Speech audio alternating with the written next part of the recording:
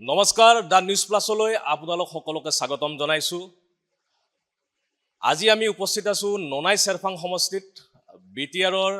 প্ৰান্তে প্ৰান্তে ঘূৰি আমি নিৰ্বাচনী খবৰ সংগ্ৰহ কৰিছোঁ আৰু আহি আমি এগৰাকী যোদ্ধাক লগ পাইছোঁ, এগৰাকী যুৱ নেতাক লগ পাইছোঁ, যিগৰাকী যুৱ নেতাই ননাই চেৰফাং সমষ্টিৰ ৰাইজৰ বাবে আশাৰ সঞ্চাৰ কঢ়িয়াই লৈ আহিছে। মোৰ লগত তেখেত আছে ৰোহিত পাৰিগা ডাঙৰীয়া, ননাই চেৰফাং সমষ্টিৰ কংগ্ৰেছৰ প্ৰাৰ্থী। পাৰিগা ডাঙৰীয়া, আমি আপোনাক স্বাগতম জনাইছোঁ। হয়, নমস্কাৰ। ডিউ নিউজ প্লাছৰ জৰিয়তে সকলোকে আজি মোৰ ননাই চেৰফাং বাকীলৈ শ্ৰদ্ধা জনাইছোঁ আৰু সকলোকে নমস্কাৰ জনাইছোঁ। আমি দেখিছোঁ গৌৰৱ গগৈ প্ৰদেশ কংগ্ৰেছৰ সভাপতি হোৱাৰ পিছত অসমত কংগ্ৰেছে নতুন ৰূপত যি প্ৰাণ পাইছে আৰু ওদালগুৰি জিলা যুৱ কংগ্ৰেছৰ আপুনি সভাপতি, এগৰাকী যুৱ নেতা, অফুৰন্ত শক্তিৰে প্ৰাণৱন্ত এগৰাকী আপুনি নেতা। আৰু আমি আগৰ পৰাই গম পাইছোঁ যে এই ঠাইত ননাই চেৰফাং সমষ্টিত সামাজিকভাৱেও আপোনাৰ এটা সুপৰিচিত আপোনাৰ পৰিচয় আছে। এই যে নিৰ্বাচনী যুঁজত আপুনি অৱতীৰ্ণ হৈছে, কংগ্ৰেছৰ বাবে BTC নিৰ্বাচনত যথেষ্ট প্ৰত্যাহ্বান আছে। প্ৰত্যাহ্বান নেওচি কংগ্ৰেছে এইবাৰ BTC নিৰ্বাচনত শক্তি প্ৰদৰ্শনৰ বাবে সাজু হৈছে আৰু সেই শক্তি নিৰ্বাচনৰ জৰিয়তে, নিৰ্বাচনী ফলাফলৰ জৰিয়তে কংগ্ৰেছে দেখুৱাব বিচাৰিছে। আৰু এই ক্ষেত্ৰত ননাই চেৰফাং সমষ্টিত কংগ্ৰেছৰ পতাকা, কংগ্ৰেছৰ জয়ধ্বজা উৰুৱাবলৈ আগবাঢ়ি আহিছে ৰোহিত পাৰিগা ডাঙৰীয়া। ৰোহিত পাৰিগা ডাঙৰীয়া, আপোনাৰ সন্মুখত আজিৰ তাৰিখত প্ৰত্যাহ্বান কি আছে? হয়, চাওক, আপোনালোকৰ এই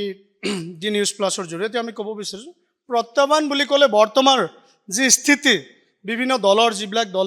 যিবিলাক বিগত সময়ছোৱাত যিবিলাকে কৰি গৈছে, কাৰ্যবিলাক কৰি গ'লে, চ' আমি ভাবোঁ বৰ্তমানৰ যিটো ৰাইজৰ সমৰ্থন পাই উঠি মই যিখিনি ক'ব বিচাৰিছোঁ, বৰ্তমান আমাৰ কোনো দলেও আমাৰ কাৰণে প্ৰত্যাহ্বান নহয়। ৰাইজৰ যি সঁহাৰি মৰম আমি পাই যাইছোঁ আৰু সেই ৰাইজৰ সঁহাৰি আৰু মৰম শ্ৰদ্ধা যিবিলাক আগুৱাই আমাক আঁকোৱালি ল'ব বিচাৰিছে, সকলোৱে আমাক আস্থা দি আছে যে আমি এইবাৰ যি সমস্যাত আমি তিনিটা টাৰ্মছত আমি যিখিনি পাৰ কৰি গ'লোঁ, দুইবাৰকৈ আমি আপোনাৰ সন্মানীয়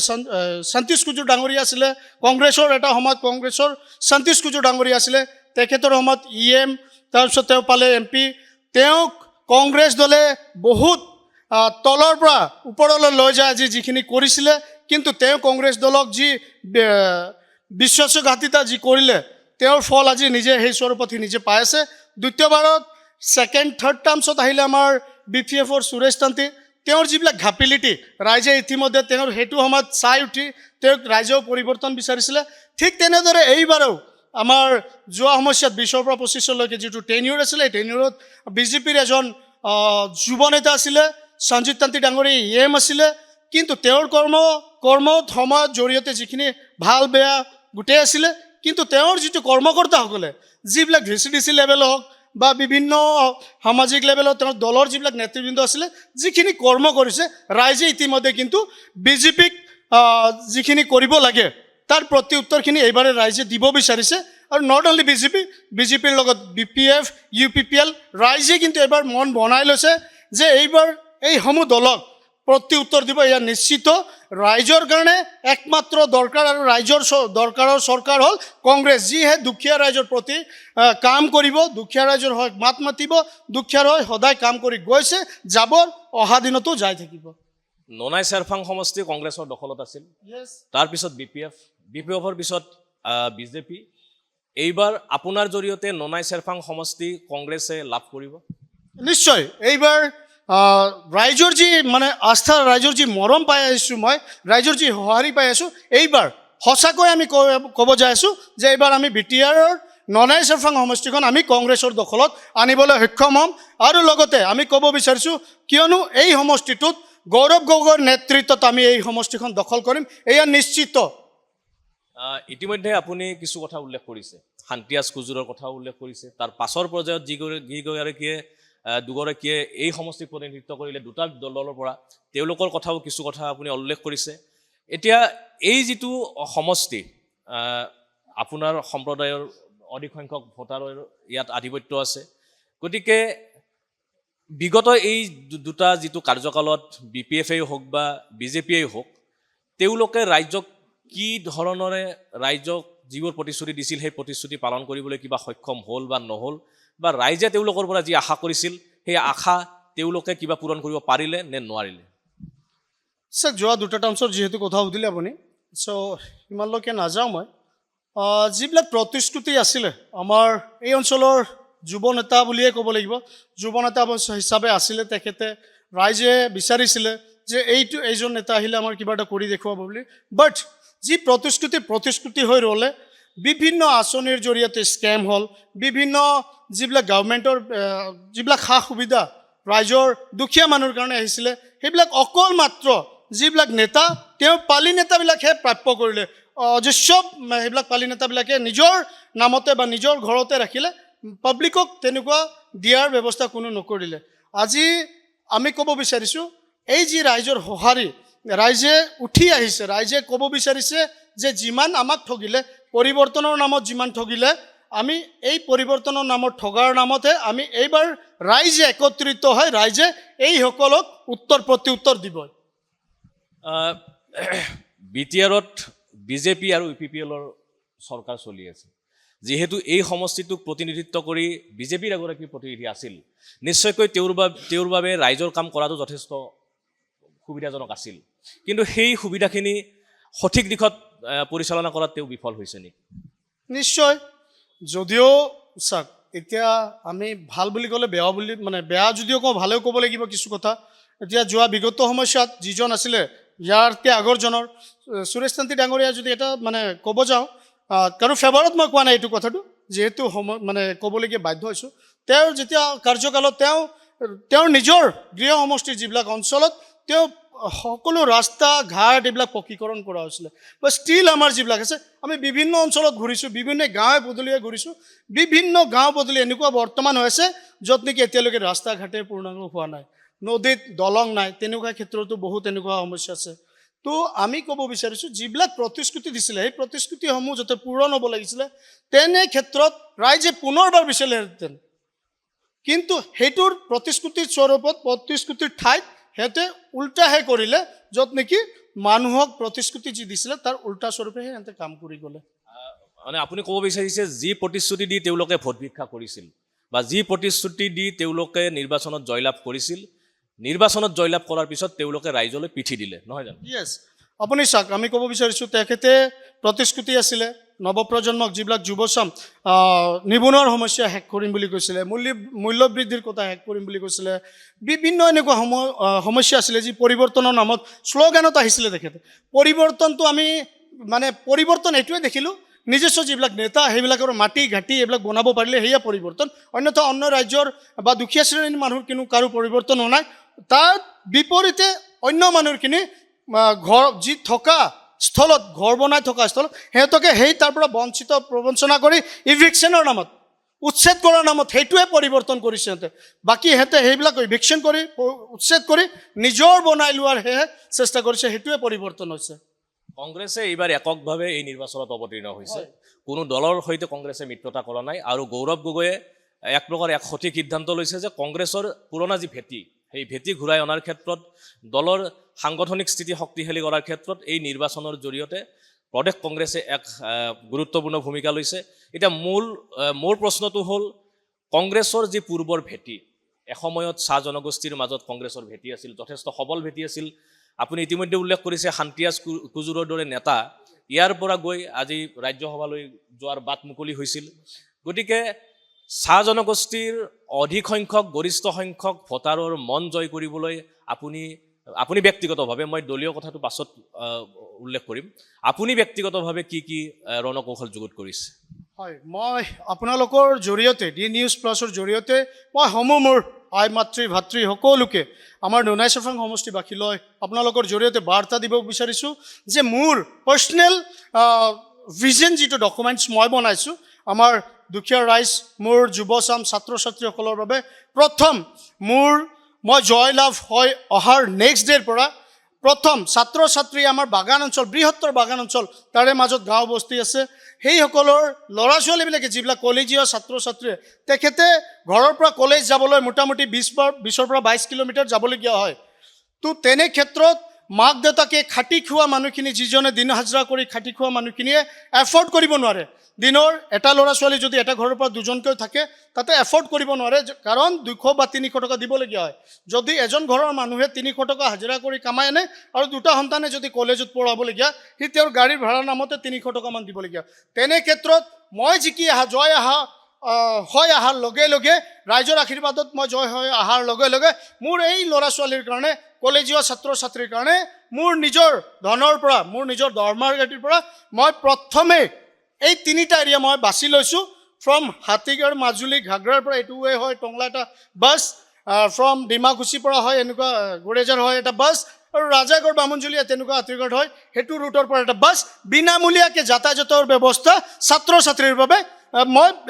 ভিজন ডকুমেণ্টছত মই এণ্টাৰ কৰিছোঁ আৰু মই এইটো প্ৰতিশ্ৰুতি দিছোঁ যিদিনা জিকি আহিম তাৰ নেক্সট ডেৰ পৰা এইটো মই ক্লিয়াৰিফিকেশ্যন সকলোকে দিছোঁ এইটো মই কৰিম এনে প্ৰতিশ্ৰুতি কোনো এখন চৰকাৰেও আজিলৈকে দিয়া নাই চ' এইটো হ'ল এটা তাৰপিছত দ্বিতীয় নম্বৰ আমাৰ যিবিলাক আমাৰ এই অঞ্চলত বৃহত্তৰ এই বাগান অঞ্চলৰ ছাত্ৰ ছাত্ৰীয়ে মাক দেউতাকৰ খাটি খোৱা এই যিটো দৈনিক মজুৰি কৰাৰ বিনিময়ত তেওঁলোকে স্কুলৰ আধালৈ যায় ক্লাছ 5, 6, 7, 8, 9লৈকে যায় তাৰ পৰা ড্ৰপ আউট হৈ যায় তো আমি তেনে ক্ষেত্ৰত কংগ্ৰেছ দলৰ যিটো আছে কিন্তু মোৰ নিজস্ব ভাবিছোঁ মোৰ এই অঞ্চলটো কেনেকুৱা মই আগুৱাই লৈ যাব পাৰিম বা যুৱ চামক কেনেকুৱা আগুৱাই লৈ যাব পাৰিম সেইটো ক্ষেত্ৰত মই ক'ব বিচাৰিছোঁ তেনে ক্ষেত্ৰত এই ল'ৰা ছোৱালীসকল যিসকল ড্ৰপ আউট হৈ আছে সেই ল'ৰা ছোৱালীসকল আমি শিক্ষাৰ কাৰণে বহি পত্ৰ নথি পত্ৰ কিতাপ পাতি ফাইনেন্সিয়েলি এছিষ্টেণ্ট তথা তেওঁলোকক এডমিশ্যনৰ কৰাৰ কাৰণে মোৰ তৰফৰ পৰা এইটো মই প্ৰতিশ্ৰুতি দিছোঁ আৰু এইটো কাৰ্যকাৰী ছেকেণ্ডৰ পৰা মোৰ এইটো কাৰ্যকাৰী কৰিম এইটো মোৰ ভিজন ডকুমেণ্টছত মই সোমাই থৈছোঁ তৃতীয় নম্বৰ আপোনাৰ আমাৰ এইটো অঞ্চলত মেন এণ্ড এলিফেণ্ট কনফ্লিক্ট যিটো হয় হাতী মানুহৰ সংঘাত যিটো হয় চ' এইটো এৰিয়াত বৃহত্তৰ বেছি হয় চ' মই জিকাৰ লগে লগে ফ্ৰম মাই ছাইড এণ্ড গভৰ্ণমেণ্টৰ আমাৰ সেইটো সহযোগ গোটেই থাকিব তেনে ক্ষেত্ৰত আমাৰ ভিজনত আমি লৈছোঁ প্ৰত্যেক গাঁৱৰ 500 মিটাৰছৰ দূৰত গাঁৱৰ বাহিৰত যাতে আমি একে একোটা চাইৰেন হাতীয়ে যাতে এণ্ট্ৰি কৰাৰ আগত যাতে এই চাইৰেনটো বাজি যায় তেনে ক্ষেত্ৰত মানুহখিনি সজাগ হৈ যায় সেই গাঁৱৰ সেই সুবিধাখন কৰি দিয়াৰ বাবে আমি মোৰ নিজৰ এই মেনিফেষ্টত মই ভিজন ডকুমেণ্টছত মই অন্তৰ্ভুক্ত কৰিছোঁ চতুৰ্থ আমাৰ মহিলাসকলৰ সকলো সবলীকৰণৰ কাৰণে আমি বিভিন্ন আঁচনি ধৰক আপুনি চিলাই মেচিনৰ এম্ব্ৰইডাৰী ছিষ্টেমেই হওক ঘৰত আপোনাৰ সূতা কম্বলেৰে কিবা কৰ্মই কৰা হওক বা বিভিন্ন এনেকুৱা আছে সেনেকুৱা ক্ষেত্ৰত আমি কিছু সংখ্যক আমি ফেক্টৰীৰ দৰে এটা সংস্থাপন দিয়াৰো আমি আমাৰ ভিজন ডকুমেণ্টত সোমাই থৈছোঁ তাৰপিছত আমাৰ যিবিলাক চাহ বাগানৰ তথা বস্তি যিমান গাঁও অঞ্চলৰ মানুহখিনি আছে উচিত শিক্ষা কৰি লৈ বহি বৰ্তমানৰ ছাত্ৰ ছাত্ৰীসকল বৰ্তমানে চৰকাৰে বা বৰ্তমান BTRৰ যিটো চৰকাৰ বা পৰিষদীয় যিবিলাক MLA MCLA যিবিলাক আছে তেওঁলোকে অনলি তেওঁলোকৰ মেম্বাৰসকলকে স্কলাৰশ্বিপ প্ৰদান কৰে তেওঁলোকে আজিলৈকে কিছুদিনৰ আগত এখন ভাইৰেল মোৰ নিজৰ দ্বাৰাই কৰিছিলোঁ মই তেওঁলোকে নিজৰ ছাত্ৰ ছাত্ৰী এই অঞ্চলটোৰ ছাত্ৰ ছাত্ৰীক স্কলাৰশ্বিপ নামেৰে ফাইনেন্সিয়েল যি এছিষ্টেণ্ট গভৰ্ণমেণ্টৰ তৰফৰ পৰা হ'ব লাগে কিন্তু তেওঁলোকে ছাত্ৰ ছাত্ৰী নিদি তেওঁলোকে নিজৰ দলৰ মানে কৰ্মীসকলক দিব বিচাৰে যিজনে নিজে ছাত্ৰ ছাত্ৰী নহয় তেনে ক্ষেত্ৰত আমাৰ চৰকাৰ অহাৰ লগে লগে বা মই নিজস্ব জিকি অহাৰ লগে লগে কোন দায়িত্ব হ'ব যে উচিত একচুৱেল যিজন ষ্টুডেণ্ট তেওঁক সহায়ৰ প্ৰয়োজন আছে ফাইনেন্সিয়েল এছিষ্টেণ্ট দৰকাৰ আছে ফাইনেন্সিয়েল যিজন ছাপৰ্ট হ'ব স্কলাৰশ্বিপৰ প্ৰয়োজন হ'ব সেইখিনি তাৰ কাৰণে আমি যুঁজিম আৰু উচিত ছাত্ৰ ছাত্ৰীজনক আমি প্ৰদান কৰিম স্কলাৰশ্বিপ প্ৰদানৰ নামত ইয়াত স্বজনতোষণ হৈছে ইয়াত প্ৰবঞ্চনা মানুহক ছাত্ৰ ছাত্ৰীৰ নামত প্ৰবঞ্চনা কৰিছে মানুহখিনিক তাতে ছাত্ৰ ছাত্ৰীৰ নোপোৱাতকৈ মই এনেকুৱাও ক'ব বিচাৰিছোঁ 60 বছৰীয়া এজন মানুহক ছাত্ৰ ছাত্ৰীৰ নামত অহা যিটো স্কলাৰশ্বিপ তেওঁলোকক প্ৰদান কৰিছে ভাবিছোঁ এইটোতো এটা ডাঙৰ দুৰ্নীতি বৃহৎ এইটো কিমান লজ্জাজনক এনেকুৱা নেতাক যদি ৰাইজে আকৌ বিচাৰে চ' ইয়াতকৈ আৰু লজ্জাজনক চ' মই আপিল কৰিব বিচাৰিছোঁ আমাৰ যুৱ চামে যাতে সজাগ হয় মই কোৱা নাই মোকে বিচাৰি আহক আপোনালোকে গোটেই মানুহৰ মেনিফেষ্টো বা মানুহৰ কথাবিলাক শুনক বিবেচনা কৰক আপোনালোকে যিজনে কাক ৰাইজৰ কাৰণে কাক দৰকাৰ, কাক প্ৰয়োজন, ৰাইজৰ কাৰণে কোনে উঠি আহি লাগিব, তেনে ক্ষেত্ৰত মই যুৱ চামক আৰু আমাৰ ছাত্ৰ ছাত্ৰীসকলক নৱপ্ৰজন্মক ক'ব বিচাৰিছোঁ, যিহেতু আমি এই উঠি অহা নৱপ্ৰজন্ম আমাৰ ভৱিষ্যত, তেওঁলোকে আজি আমি এইখিনিত আছোঁ, অহা কাইলৈ তেখেতে এইখিনি জেগাত আহি এই জনসাধাৰণক, এই দুখীয়া শ্ৰেণীৰ ৰাইজক, এই চাহ বাগানৰ মোৰ আই মাতৃৰ ককা ভাই সকলোকে তেওঁলোক পৰিচালনা কৰিব লাগিব। চ' মই মোৰ ফালেদি আহ্বান নৱপ্ৰজন্মক, যাতে আপোনালোকে শিক্ষিত ল'ৰা ছোৱালী, আপোনালোকে সকলোকে মানে মানুহক বিবেচনা কৰক, আপোনালোকৰ বিবেক বুদ্ধি আছে, আপোনালোকে সকলোকে যাচি লওক যে কোনে ঠিক হ'ব, অঞ্চলটোৰ কোনে কোনে ভাল হ'ব, এইজনক কোনজনক বাচিলে আমি ভাল হ'ব। চ' তেনে ক্ষেত্ৰত আপোনাক বাছি লওক, তেনে আমি আমাৰ এইবিলাক আহ্বান জনাইছোঁ। লগতে আমাৰ বিজনত মই এটা আৰু পাহৰি আছিলোঁ, ইতিমধ্যে আমাৰ বৃদ্ধ পেঞ্চন দুটা বিভিন্ন সময়ৰ পৰা এইটো পাই আহিছিলে মানুহখিনি, বাট এই দুটা টাৰ্মছ এনেকুৱা হৈ গৈছে, বৃদ্ধ পেঞ্চন, বিধৱা পেঞ্চন, মহিলা বা পুৰুষ, সেইখিনি আজিৰ ডেটত কমেও 90% নোহোৱা হৈছে এইটো। চ' আমাৰ মোৰ বিজনত এইটোৰ কাৰণে মই প্ৰথম জিকি অহাৰ লগে লগে আমাৰ এই যিবিলাক মহিলা বা পুৰুষ আছে, বৃদ্ধসকল আছে, মোৰ আই মাতৃৰ যিবিলাক নানা নানী যিবিলাক আছে, সকলোৰ কাৰণে এইটো প্ৰয়োজন আৰু প্ৰযোজ্য, আমি এইটো লাগু কৰিম এইখিনি। ননাই চেৰফাঙত আৰু বহুত মৌলিক সমস্যা আছে, ৰাস্তা ঘাটৰ সমস্যা আছে, স্বাস্থ্যৰ সমস্যা আছে, শিক্ষাৰ কিছু কথা আপুনি উল্লেখ কৰিলে। ছাত্ৰ ছাত্ৰীক যিহেতু আপুনি তেখেতসকলৰ সমস্যাৰ কথা বুজি ইতিমধ্যে ভিজন ডকুমেণ্টত আপুনি বিভিন্ন বিষয় উল্লেখ কৰিছে, এইটো আমি আজিলৈকে কোনো এগৰাকী প্ৰাৰ্থীৰ ক্ষেত্ৰত বা প্ৰাৰ্থীয়ে দিয়া প্ৰতিশ্ৰুতিৰ যিবোৰ সেই প্ৰতিশ্ৰুতিত আপুনি যিবোৰ উল্লেখ কৰিছে সেইবোৰ বিষয়ে আমি আজিলৈকে দেখা নাই। গতিকে ব্যক্তিগতভাৱে আপুনি যিটো মানে পদক্ষেপ লৈছে ই নিশ্চয়কৈ প্ৰশংসনীয়। কিন্তু মই যিটো কথা আপোনাৰ উল্লেখ কৰিছোঁ যে মৌলিক যিবোৰ সমস্যা আছে, ইয়াত ৰাস্তা ঘাটৰ সমস্যা আছে,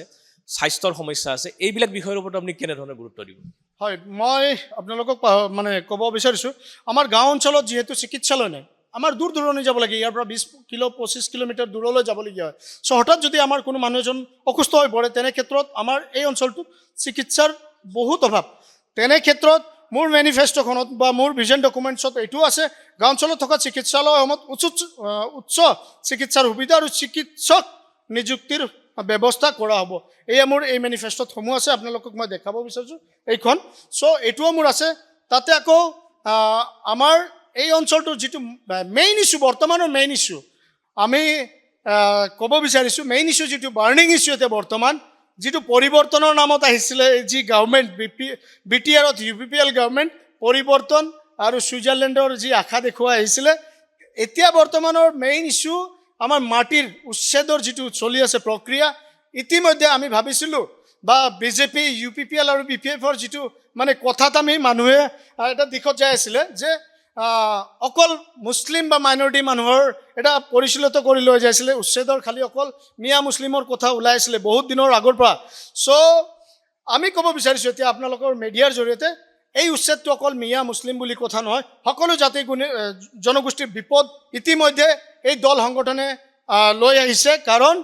UPPLে যদি BJPয়ে যদি কৰিছে, উচ্ছেদৰ যি জাননীবিলাক দিছে, UPPLে ইয়াতে প্ৰটেষ্ট কৰাৰ প্ৰয়োজন আছিলে। UPPLে যেনেকুৱা প্ৰতিশ্ৰুতি ৰাইজক দি আহিছিলে, তেনে ক্ষেত্ৰত ইয়াত প্ৰটেষ্ট কৰা বহুত প্ৰয়োজন আছিলে। কিন্তু আজি চাওক, আমাৰ এই ৰাজাগড়, তাৰ খুঁটি, আমাৰ এইটো অঞ্চলত ওদালগুৰি জিলাৰ এই আমজুলি বৃহত্তৰ এই জেগাবিলাকৰ যিবিলাকৰ উচ্ছেদৰ যি প্ৰক্ৰিয়া চলাইছে, ইয়াত আপোনাৰ UPPL গভৰ্ণমেণ্ট জড়িত। কাৰণ এই মানুহ, দুখীয়া মানুহ, খাটি খোৱা মানুহ, আজিৰ পৰা 100-120 বছৰ আগত বসবাস কৰা আমাৰ মাক দেউতাক, দাদা দাদী, নানা নানীবিলাকে বসবাস কৰি তেওঁলোকে কিমান দিনৰ পৰা খাজনা দি এই মাটিখনত বসবাস কৰি আছে, তেওঁলোকৰ ভৰিৰ তলৰ মাটি যি ইয়াতে মানে উচ্ছেদ কৰা মানে কৰিব বিচাৰিছে, তেনে ক্ষেত্ৰত কিন্তু কংগ্ৰেছ দলৰ মই যেতিয়ালৈকে আছোঁ এইটো ক্ষেত্ৰত মই প্ৰতিবাদ কৰিম। তথা আমাৰ গৌৰৱ গগৈৰ নেতৃত্বত কিছুদিনৰ ভিতৰত আমাৰ নেতা, যুৱ নেতা, অসমৰ গৌৰৱ গগৈ ডাঙৰীয়া আমাৰ ইয়াত আহিব আৰু আমাৰ ৰাজাগড়ৰ যিখিনি বাসী, গোৰ্খা সম্প্ৰদায়ৰ বাসী, বিভিন্ন জাতি জনগোষ্ঠীৰ বাসীয়ে মোক অনুৰোধ কৰিছে যাতে আমাৰ সন্মানীয় যুৱ নেতাক আনিবৰ কাৰণে। আৰু ইতিমধ্যে কিছুদিনৰ খুব সম্ভৱ 10 পৰা 12 তাৰিখৰ ভিতৰত আমাৰ যুৱ নেতা আহিব ইয়াতে। এই সমস্যালৈ তেওঁৰ বহু মানে কণ্ঠ এই মাটিৰ উচ্ছেদৰ ইয়াত দিব। আৰু আমি কংগ্ৰেছ দলে থকালৈকে কিন্তু এই মাটি উচ্ছেদ কৰিবলৈ নিদিওঁ আৰু ৰাইজৰ পক্ষত আমি এই উচ্ছেদৰ এগেইনষ্টত আমি মাতি যাম আৰু কেতিয়াও হ'বলৈ এইটো নিদিওঁ। উচ্ছেদ আৰু মাটিৰ পট্টাক লৈ BTRৰ ৰাজনীতিত বিভিন্ন অভিযোগ চলি আছে। UPPL-এ কৈছে যে কোনো উচ্ছেদ চলোৱা হোৱা নাই বা উচ্ছেদৰ জাননী দিয়া হোৱা নাই আৰু এটা কথা UPPL-ৰ ফালৰ পৰা বিভিন্ন নেতাই কৈছে যে মছজিদক মাটিৰ পট্টা দিয়া হৈছে, মন্দিৰক মাটিৰ পট্টা দিয়া হৈছে, বিভিন্ন ধৰ্মীয় অনুষ্ঠানক মাটিৰ পট্টা দিয়া হৈছে। গতিকে এই মাটিৰ পট্টা প্ৰদান আৰু উচ্ছেদ এই দুটা আজিৰ তাৰিখত বহুত চৰ্চিত বিষয়। আমাৰ অকল বিটিআৰ বুলিয়েই নহয়, বিটিআৰৰ বাহিৰতো চৰ্চিত বিষয়। কিন্তু বিটিআৰৰ যিটো এই উচ্ছেদ আৰু মাটিৰ পট্টা প্ৰদানৰ যিটো বিতৰ্ক, সেই বিতৰ্কটোত আপুনি ইতিমধ্যে আপোনাৰ নিজৰ স্থিতি আৰু দলৰ স্থিতি কিছু স্পষ্ট কৰিলে। কিন্তু এওঁলোকে যিটো কৈ আছে, শাসকীয় পক্ষই যিটো কথা কৈ আছে, সেইটো সঁচা নে মিছা? এইটো চাওক, ৰাইজক মানুহ ইতিমধ্যে আল্টিমেটলি ডাইভাৰ্ট হৈছে। তেওঁলোকক এতিয়া ভোট বেংক হিচাপে মানে বনোৱাৰ কাৰণে তেওঁলোকে যাহা তাহা মিডিয়াৰ জৰিয়তে বকিবলৈ আৰম্ভ কৰিছে। আৰু কিছুদিনৰ আগত আপোনালোকে মিডিয়াৰ জৰিয়তে বজা গৈছিলে, এটা নিউজ বাজিছিলে, য'ত নেকি অসমৰ কেবিনেটে এটা সিদ্ধান্ত লৈছিলে, আকৌ সেই সিদ্ধান্তখনত ভাইৰেলো কৰা হৈছিলে যে অসমত থকা বিভিন্ন জেগাত মন্দিৰে হওক, মছজিদে হওক, গীৰ্জাই হওক, যোনটো ঠাইত বনোৱা হৈছে সেই ঠাইৰ নামত প্ৰত্যেক বছৰি এটা মাচুল দিবলগীয়া, এইটো এটা নিউজ এটা বজিছিলে, এইটো সিদ্ধান্ত লোৱা হৈছিলে কেবিনেটত আৰু সেইটো বজিছিলে। তেনে ক্ষেত্ৰত এতিয়া তেওঁতে কৈ আছে মাটিৰে আমি পাট্টা দিছোঁ, কিবা দিছোঁ। এইটো একদম উল্টা, সিহঁতে মিছলীয়া, এইটো ক'বলগীয়া মিছা কথা কয়, মানুহক মন জয় কৰাৰ কথা কৈছে। আপোনালোকৰ জৰিয়তে মই ক'ব বিচাৰিছোঁ, তেওঁলোকে যদি মাটিৰ পাট্টা দিছে দেখুৱাওক আমাক, এজনকো কাক দিছে এনেকুৱা। মাটিৰ পাট্টাই যদি দিছে তেনেহ'লে আমি আজি এই মানুহখিনি যিবিলাকে খিলঞ্জীয়া মানুহখিনি আমাৰ এইখিনিত বসবাস কৰি আছে, সেইবিলাকে মাটিৰ পাট্টাৰ কাৰণে নালাগিলে। আপোনাৰ এই সমষ্টিত কাৰোবাক দিছে নিদিয়া? নাই, এইটো মিছা কথা। মাটিৰ পাট্টা কাকোৱে দিয়া নাই। যদি মাটিৰ পাট্টা দিলেহেঁতেন এই মানুহখিনি কিয় চিঞৰিলেহেঁতেন? আজি বিভিন্ন জাতি জনগোষ্ঠীৰ জাতীয় সংগঠনবিলাক কিয় চিঞৰিলেহেঁতেন? ইয়াতে কিয় প্ৰটেষ্ট কৰিলে হয় যদি মাটিৰ পাট্টাই প্ৰদান কৰিলেহেঁতেন, ছাপৰ্ট কৰিলেহেঁতেন? সংগঠনবিলাকেওতো এই দলবিলাকক, যিবিলাক এই দল আছে সেইবিলাক মিডিয়াৰ জৰিয়তে ক'ব বিচাৰিছে, তেওঁলোকে ছাপৰ্ট কৰিলেহেঁতেন। চাহ জনগোষ্ঠী অসমৰ এটা বৃহৎ জনগোষ্ঠী, কিন্তু চাহ জনগোষ্ঠী বছৰ বছৰ ধৰি বঞ্চিত, বছৰ বছৰ ধৰি নিপীড়িত। গতিকে চাহ আৰু এটা অভিযোগ উত্থাপন হয় যে চাহ জনগোষ্ঠীৰ পৰা যিসকল নেতা ওলায়, তেওঁ যি দলৰেই নহওক, কংগ্ৰেছেই হওক, বিজেপিয়েই হওক বা অন্য যিকোনো দলৰেই হওক, কিন্তু তেওঁলোক ধাপে ধাপে আগুৱাই যোৱাৰ পিছত নিজৰ জনগোষ্ঠীটোক তেওঁলোকে পিঠি দিয়ে। সেই অভিযোগ বিভিন্ন সময়ত উত্থাপন হয়। গতিকে এই ক্ষেত্ৰত আপুনি ব্যতিক্ৰম কিদৰে হ'ব? চাওক, যিবিলাক বৰ্তমানলৈকে যি আপুনি কুৱেশ্যন ৰাইজ কৰিলে সেইটোতো স্বাভাৱিক সঁচা কথাই। কিন্তু মই আজি ক'ব যাওঁ, দীৰ্ঘদিনীয়া যিহেতু মই এটা দল কৰি আহিলোঁ, লং টাৰ্ম 21 বছৰীয়া মোৰ ৰাজনৈতিকৰ আজিৰ দিনলৈকে, আৰু সেই ৰাজনীতিৰ মাজত মই 3টা টাৰ্ম জিলাৰ সভাপতি, যুৱ কংগ্ৰেছৰ সভাপতি। আজি বিভিন্নজনেই, বিভিন্ন দলেই মোক বহুত মানে প্ৰলোভন দিছিলে। তেনে ক্ষেত্ৰত মই আজিলৈকে কোনো দলৰ, মই যিটো কংগ্ৰেছৰ নীতি আৰু আদৰ্শ যিটো পঢ়িছোঁ, তেনে ক্ষেত্ৰত মই জীয়াই থকালৈকে, আগন্তুক দিনলৈকে, মই আজি কালি জিকি যোৱাৰ পিছতো মই ৰাইজৰ হৈ যুঁজিম, ৰাইজৰ হৈ থিয় দিম আৰু ৰাইজৰ লগতে থাকিম। এয়া প্ৰতিশ্ৰুতি মই আপোনালোকৰ জৰিয়তে সমূহ ৰাইজক, মোৰ এই অঞ্চলটোক তথা ওদালগুৰি জিলাৰ বৃহত্তৰ এই জেগাটোৰ অঞ্চলৰ মোৰ আই মাতৃ ককা ভাই সকলো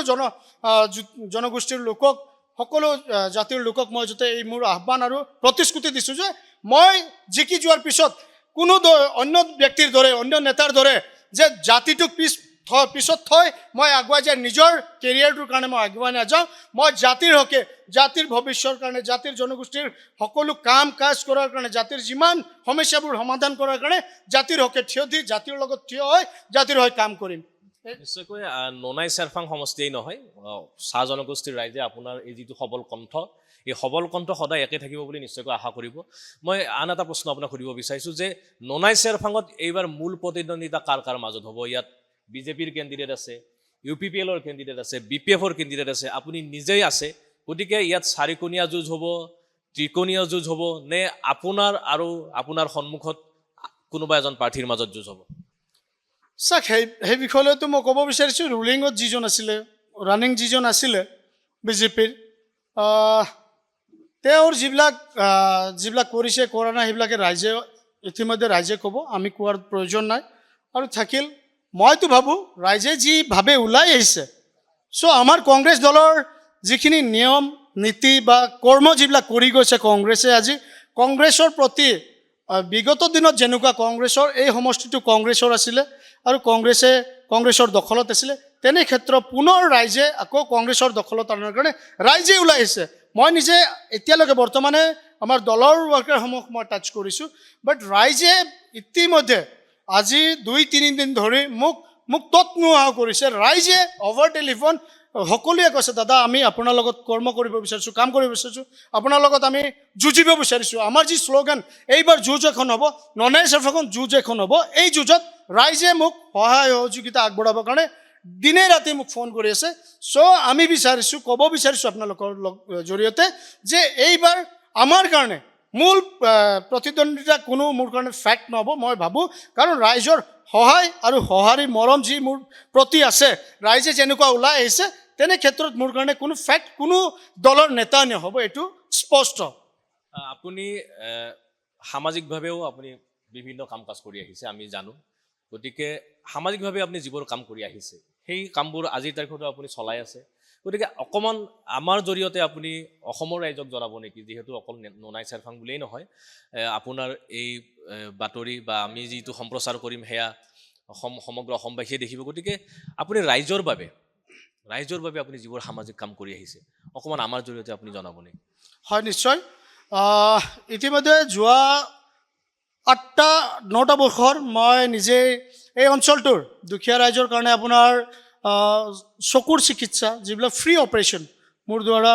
আয়োজন কৰি ইয়াতে নিয়াৰ এবাউট 1800 মানুহৰ আজি এই অঞ্চলটোত বৃহত্তৰ এই অঞ্চলটোত ওদালগুৰি জিলা বুলিয়ে ক'ব পাৰিম মই এই অঞ্চল মাছবাট খৈৰাবাৰী বৃহত্তৰ এই অঞ্চলটোত কৰিছিলোঁ চকুৰ চিকিৎসা কৰাইছিলোঁ ইতিমধ্যে কিছুদিনৰ আগত আমি বডি চেকআপ যিটো শাৰীৰিক ৰোগ যিবিলাক আছিলে সেইবিলাকৰ আমি কৰাইছিলোঁ কেঞ্চাৰ ডায়েবেটিছ এইবিলাক বিভিন্ন যিবিলাক ৰোগৰ চেকআপ যিটো কেম্প আমি কৰিছিলোঁ তথা আমি এই অঞ্চলটোত কিছুদিনৰ আগতে খাদ্যৰ যিটো আপোনাৰ NFSC যোনটো নেশ্যনেল ফুড এক্টৰ যিটো ৰেচন কাৰ্ডৰ তাৰ কাৰণে কিছুমান বস্তু ইয়াতে হৈছিলে সেইবিলাকৰ ক্ষেত্ৰত মোৰ একদম মোৰ কণ্ঠ ৰাইজৰ হৈ আছিলে আৰু বিভিন্ন মানুহক ৰেচন কাৰ্ডৰ পৰা বঞ্চিত হৈছিলে সিহঁতক সকলোকে ৰেচন কাৰ্ড প্ৰদান কৰাৰ ক্ষেত্ৰতো হওক বিভিন্ন তেনেকুৱা কাজ কৰি গৈছোঁ আৰু ৰাইজে সেইবিলাক মোৰ কৰ্ম যিটো ৰাইজৰ হয় মই সদায় লাগি থাকোঁ বা ৰাইজৰ হয় কাম কৰি যাওঁ সেইকাৰণে ৰাইজে মোক ইতিমধ্যে আঁকোৱালি লৈছে ৰাইজে মোৰ পিছফালে বা মোৰ আগফালে আহি এই যুঁজখন যুঁজিবলৈ থিয় দিছে মই সকলোকে পুনৰবাৰ আহ্বান কৰিছোঁ যাতে সকলোৱে আজিৰ এই যুঁজটো যিটো আছে সকলোৱে যুঁজিবলৈ সাজু হৈছে আৰু এই যুঁজত সকলোৱে যুঁজিব আমি যুঁজিম আৰু এই যুঁজখন আমি জিকিম এয়া নিশ্চিত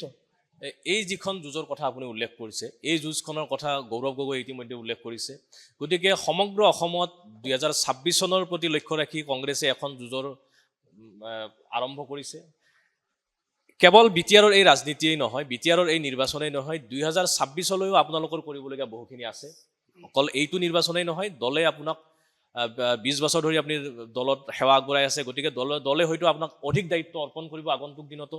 গতিকে এই নিৰ্বাচনৰ ফলাফল কি হয় সময়ে ক'ব কিন্তু কংগ্ৰেছৰ এগৰাকী যোদ্ধা হিচাপে কংগ্ৰেছৰ এগৰাকী সৈনিক হিচাপে কংগ্ৰেছৰ প্ৰতি সমৰ্পিত এগৰাকী নিষ্ঠাবান কৰ্মী হিচাপে আপুনি কংগ্ৰেছৰ ভৱিষ্যতটো অসমত কি দেখিছে হয় আপুনি যি কথা ক'লে আমি যেহেতু এইটো নিৰ্বাচন বিটিআৰৰ যি নিৰ্বাচন গৌৰৱ গগৈৰ নেতৃত্বত এইবাৰ যি যুঁজিব বিচাৰিছে আৰু বিগত সময়ত যি হৈছিল হোৱা নাই আমি ক'বলৈ নাযাওঁ কিন্তু এইবাৰ গৌৰৱ গগৈৰ নেতৃত্বত যি যুঁজ হ'ব বিটিআৰ 40টাৰ সমষ্টিত 40টাতে প্ৰাৰ্থিত্ব প্ৰদান কৰিছে ইতিমধ্যে আৰু আমি আশাবাদী এইবাৰ যে 40টাৰ আসনৰ পৰা খুব কমেও 15ৰ পৰা 18টা আসন আমি জয়লাভ কৰিম আৰু আমাৰ নেতৃত্বত গৌৰৱ গগৈৰ নেতৃত্বত কংগ্ৰেছৰ নেতৃত্বত এইবাৰ বিটিআৰত যাতে চৰকাৰ হ'বলৈ যাই আছে আৰু ইয়াৰ চৰকাৰ হোৱাৰ লগে লগে আমাৰ 26ৰ যিটো লক্ষ্য অসমৰ জনগণে ইতিমধ্যে সকলোৱে সাজু যে গৌৰৱ গগৈৰ যি অসমৰ গৌৰৱ গগৈ ডাঙৰীয়া অহা পৰৱৰ্তী দিনত 2026 চনত তেওঁ অসমৰ জনগণৰ ৰজা বনাবলৈ সাজু আছে অসমৰ ৰাইজে তেওঁ অসমৰ মুখ্যমন্ত্ৰী বনাবলৈ ৰাইজে সাজু আমি দলৰ ৱৰ্কাৰটো আমি পিছত ৰাইজে ৰজা বুলি কোৱাৰ কথা তেনেদৰে ৰাইজে ইতিমধ্যে ৰেডি সজাগ হৈছে ৰাইজে সাজু হৈছে তেওঁক ৰজা পাতিবলৈ আৰু দুখীয়া ৰাইজৰ ৰজা তেনে ক্ষেত্ৰত কাম কৰি যাব দুখীয়া ৰাইজৰ সেয়া ৰাইজে ৰজা পাতিবলৈ আমাৰ অসমৰ যুৱ নেতাক সন্মানীয় গৌৰৱ গগৈ ডাঙৰীয়াক ৰাইজে ৰজা পাতিবলৈ সাজু হৈছে নিৰ্বাচনলৈ হয়তো আৰু এসপ্তাহ বা 10 দিন বাকী আছে গতিকে এতিয়া আপুনি ঘৰে ঘৰে গৈ ৰাইজৰ সন্মুখত আপোনাৰ ভিজন ডকুমেণ্টেই হওক বা বিৰোধীৰ যি ব্যৰ্থতা বিভিন্ন যিবোৰ ইছ্যু গতিকে এইবোৰ আপুনি নিশ্চয়কৈ লৈ গৈছে এই যিটো সন্মুখত আপোনাৰ এসপ্তাহ বা 10 দিন বাকী আছে এই সময়ছোৱাত আপোনাৰ ৰণকৌশলটো আৰু কেনেধৰণৰ হ'ব চাওক সকলো দলৰ ৰণকৌশল থাকে তো আমাৰ দলে যিবিলাক দিছে মোৰো ৰণকৌশল আছে ইতিমধ্যে আমি আমাৰ কিছু বাহিৰৰ পৰা আমাৰ যিবিলাক ষ্টেট লেভেলৰ নেতাবিলাক আহিব আমি ইতিমধ্যে প্লান পলিচি বনাই থৈছোঁ তেনে আগন্তুক দিনত আমি এইটো পাব্লিছ কৰিম আমাৰ গোটেই আপোনালোকে গমেই পাব দিনে গৌৰৱ গগৈ আহিব বুলি কৈছে সেই হয় তেখেত আহিব আমাৰ সন্মানীয় অসম প্ৰদেশ কংগ্ৰেছ কমিটিৰ সন্মানীয় সভাপতি তথা যুৱ নেতা অসমৰ গৌৰৱ তেওঁ খুব কম দিনৰ ভিতৰত আমাৰ এই অঞ্চলত আহিব বিভিন্ন জাতি জনগোষ্ঠীক লগ ধৰিব আৰু এই অঞ্চলটোক য'তে তেখেত নিশ্চিত যে এই অঞ্চলটোত আমি জয়লাভ কৰিম আৰু তেখেতে জয়লাভ কৰাই লৈ যাব সেই ক্ষেত্ৰতে তেখেতে আহি আমাৰ বিভিন্ন জাতি জনগোষ্ঠীৰ লগত বহিব মত বিনিময় কৰিব এয়া তেখেতৰ আমাক দিয়া ইংগিত আমি আপোনালোকৰ জৰিয়তে জনাইছোঁ নোনাই চেৰফাং সমষ্টিত চাহ জনগোষ্ঠীৰ উপৰি বেলেগ বেলেগ জনগোষ্ঠীৰো ভোট নিশ্চয়কৈ আছে কম বেছি পৰিমাণে আছে বাকী জনগোষ্ঠীসমূহৰ ক্ষেত্ৰত আপোনাৰ কিবা ক'বলগীয়া আছে নেকি বা কিবা প্ৰতিশ্ৰুতি আছে নেকি হয় চাওক বিভিন্ন জাতি জনগোষ্ঠীৰ প্ৰতিলৈ চাহ জনগোষ্ঠীকে ধৰি ঠিক তেনেদৰে বিভিন্ন জাতি জনগোষ্ঠী আছে চ' সকলো জাতি জনগোষ্ঠীৰ যেনেকুৱা মই বহিছোঁ তেখেতৰ কিছুমান আশা অসুবিধা যিবিলাক আছে তেওঁলোকে এপ্ৰ'চ কৰিছে আৰু মই আমাৰ সন্মানীয় সভাপতি ডাঙৰীয়া যেতিয়া আহিব এই অভাৱ অভিযোগবোৰ আমি তেওঁলোকৰ সন্মুখত দাঙি ধৰিম আৰু কেনেকুৱা সেই অভাৱ অভিযোগবোৰ আমি সমস্যাবিলাক তেওঁলোকৰ সমাধান কৰিব পাৰিম আহি থকা দিনত এই নিৰ্বাচনৰ ঠিক শেষ হোৱা যোৱাৰ লগে লগে তথা মই জিকি যোৱাৰ লগে লগে সকলো জাতি জনগোষ্ঠীৰ যিবিলাক সমস্যা আছে এইবিলাক অতি কম দিনৰ ভিতৰতে আমি সমাধান কৰাৰ চেষ্টা কৰিম